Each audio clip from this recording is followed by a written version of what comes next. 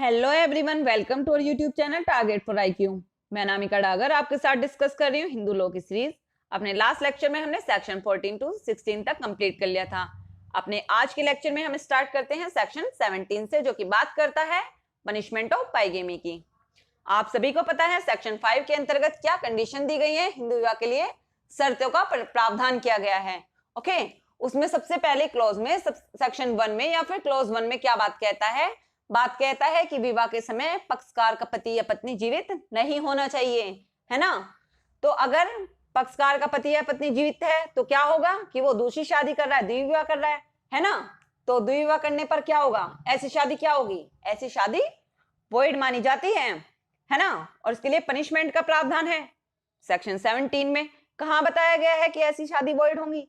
Section 11 में बताया गया है ना। इसके बाद में हम देख लेते हैं कि पनिशमेंट ऑफ बाइगेमी क्या होगी। एक्ट क्या कहता है? एक्ट कहता है कि यदि इस अधिनियम के प्रारंभ के पश्चात मींस 18 मई 1955 के बाद में दो हिंदुओं के बीच अनुष्ठित किसी विवाह की तारीख में ऐसे विवाह के किसी पक्षकार का पति या पत्नी जीवित था या थी, मींस क्या है कि विवाह जिस टाइम पे हो रहा है उस टाइम पे पक्षकार का पति या पत्नी जीवित था या थी, तो ऐसा कोई विवाह शून्य होगा। और भारतीय दंड संहिता 1860 का अधिनियम 45 की धारा 494 और 495 के उपबंध तदनुकूल लागू हो जाएंगे। ठीक है जी। बात क्या कर रहा है? पनिशमेंट क्या दे रहा है कि आईपीसी के सेक्शन 494 और 495 को प्रभावी कर देता है section 17 of Hindu marriage act. ठीक है, जो किसकी बात करता है? दूसरी शादी के लिए दंड की बात करता है, बाइगेमी की बात करता है, आईपीसी का सेक्शन 494। ओके, इसके बाद देखते हैं सेक्शन 18। सेक्शन 18 क्या कहता है? Punishment for contravention of certain other condition for a Hindu marriage, कि हिंदू विवाह के लिए कुछ अन्य शर्तों के उल्लंघन के लिए दंड क्या होगा? कितनी शर्तें दी गई हैं सेक्शन 5 में? कितनी शर्तें दी गई हैं? 5 शर्तें दी गई हैं। पहले कितनी शर्तें थी? 6 थी, लेकिन 1978 से जो शर्त 6 है वो रिपील्ड कर दी गई है। ओके, सेक्शन 18 का क्लोज ए कहता है कि धारा 5(3) का उल्लंघन यदि हो जाता है, क्या कह रहा है कि यदि धारा 5(3) का उल्लंघन हो जाता है तो क्या पनिशमेंट मिलेगा। और क्लोज बी कहता है कि अगर धारा 5(4) एवं धारा 5(5) का उल्लंघन होता है तो क्या दंड मिलेगा। मींस धारा 5 के क्लोज 5 का उल्लंघन होता है और धारा 5 के क्लोज 5 का उल्लंघन होता है तो क्या दंड मिलेगा। ठीक है, अब देखते हैं एक्ट क्या कहता है। कहता है कि प्रत्येक व्यक्ति जो कि धारा 5 के खंड 3, खंड 4 और खंड 5 में लिखित शर्तों के उल्लंघन में विवाह इस अधिनियम के अधीन अनुष्ठित करा लेता है। क्या कह रहा है कि यदि कोई व्यक्ति जो कि कंडीशन बताई गई है सेक्शन 5 में, उसके क्लोज 3, क्लोज 4 और क्लोज 5 में जो उल्लिखित शर्त है उनका उल्लंघन कर देता है, कॉन्ट्रावेंशन कर देता है, और कॉन्ट्रावेंशन करके क्या कर लेता है? शादी कर लेता है, तो उसके लिए क्या पनिशमेंट होगी ये बताया गया है। ओके, सबसे पहले कहता है कि धारा 5 के क्लोज 3 का उल्लंघन। धारा 5 का क्लोज 3 क्या कहता था? क्या कहता था? याद है आपको कि लड़के की एज कितनी होगी? 21 साल होगी, और लड़की की एज कितनी होगी? 18 साल होगी, है ना। यही तो कह रहा है ना। तो अगर इस बात का उल्लंघन कर देता है, धारा 5 के क्लोज 3 का उल्लंघन कर देता है, तो 2 वर्ष की अवधि तक कठोर कारावास अथवा जुर्माना सहित, जो कि 1 लाख रुपए तक का हो सकेगा, या फिर दोनों से क्या किया जाएगा? पनिशेबल किया जाएगा। ओके, अगर नाबालिग की शादी कर देते हैं तो पनिशेबल होगा 2 साल तक के कठोर कारावास से और जुर्माने से, जो कि 1 लाख रुपए तक का हो सकेगा। फिर कहता है क्लोज बी सेक्शन 18 का कि धारा 5 के क्लोज 4 और धारा 5 के क्लोज 5 का अगर उल्लंघन होता है तो क्या होगा। तो धारा 5 का क्लोज 4 और 5 का क्लोज 5 क्या कंडीशन देता था हिंदू विवाह के लिए? क्या देता था? यही तो देता था ना कि जो नातेदार होंगे वो सपिंड नातेदारी में नहीं आते होंगे और प्रतिष्ठित नातेदारी के अंतर्गत नहीं आते होंगे, है ना। यही था ना। बिल्कुल यही था। इसके लिए क्या पनिशमेंट होगा तो देख लेते हैं कि यदि धारा 5 के खंड 4 या खंड 5 में उल्लिखित शर्तों के उल्लंघन की अवस्था में सादे कारावास से, जो कि 1 महीने तक का हो सकेगा, या जुर्माने से, जो कि 1000 रुपए तक का हो सकेगा, या दोनों से क्या किया जाएगा? पनिशेबल किया जाएगा, दंडित किया जाएगा। ठीक है जी।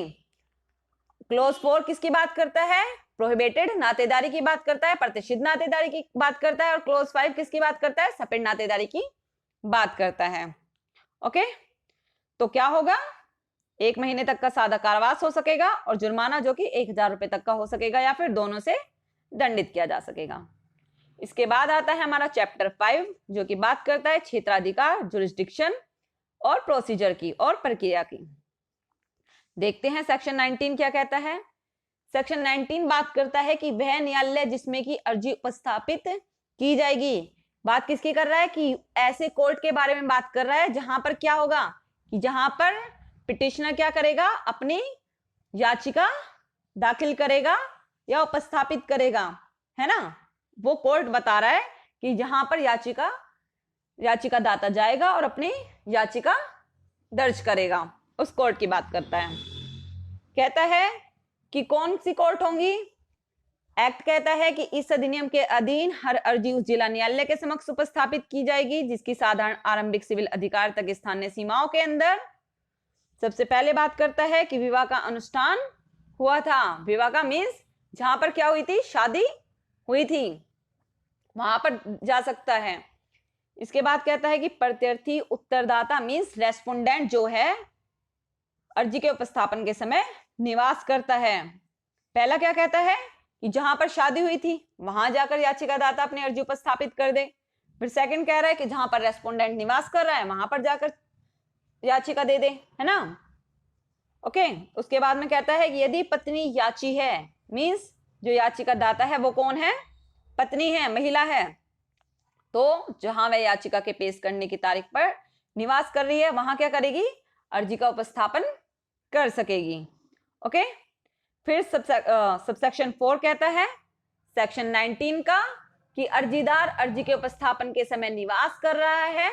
मीन्स जो अर्जीदार है, जो याचिका दाता है, वो क्या है, जब वो अर्जी याचिका दाखिल करता है उसके समय जहां पर वह निवास कर रहा है वहां दाखिल कर सकेगा उस दशा में, जबकि रेस्पोंडेंट उस समय पर ऐसे राज्य क्षेत्र के बाहर निवास करता है। मीन्स रेस्पोंडेंट कहां रहता है, अपने उस राज्य क्षेत्र के बाहर रहता है जिस पर इस अधिनियम का विस्तार है। या फिर दूसरी बात कह देता है उसके जीवित होने के बारे में 7 वर्ष से उससे अधिक की काल अवधि तक उन्होंने कुछ नहीं सुना, जिन्होंने उसके बारे में यदि वह जीवित होता तो स्वभावतः सुना होता। ठीक है जी, क्या कह रहा है कि अर्जीदार अर्जी के उपस्थापन के समय निवास कर रहा है वहां कर सकता है अर्जी उपस्थापित उस दशा में जहां के रेस्पोंडेंट क्या है, राज्य क्षेत्र के बाहर निवास करता है, ऐसे राज्य क्षेत्र के बाहर जिस पर कि इस अधिनियम का क्या नहीं है, इस अधिनियम का विस्तार है, उससे बाहर निवास कर रहा है।